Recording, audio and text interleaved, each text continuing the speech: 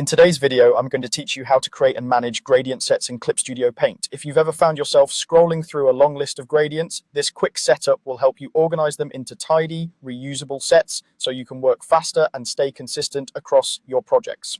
First, open the gradient tool by selecting it from the tool palette. This tells Clip Studio Paint you're working with gradients and reveals all the relevant options connected to this tool.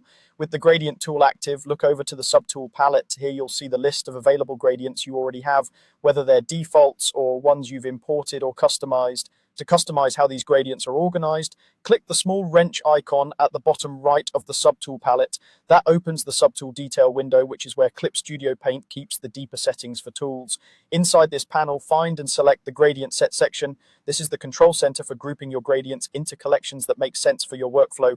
Now click Add Gradient Set. You'll be prompted to give your new set a name. Choose something descriptive like sky gradients or skin tones so you can tell at a glance what belongs there. Clear names are especially helpful when you build multiple sets for different project seasons or lighting scenarios. Once your set is created, you can start populating it. Simply drag individual gradients from your list into the new set to keep related tools together. If you need specific looks that you don't already have, you can also create new gradients and place them directly into this set.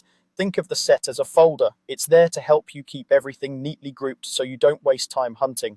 After you've added what you need, your new gradient set will appear right in the subtool palette for easy access. From now on, when you're working on a painting or design, you can jump into that set and instantly find the exact gradients you rely on. This makes it much easier to maintain consistency in skies, skin, metals, or any material that benefits from a controlled gradient approach. That's all there is to it.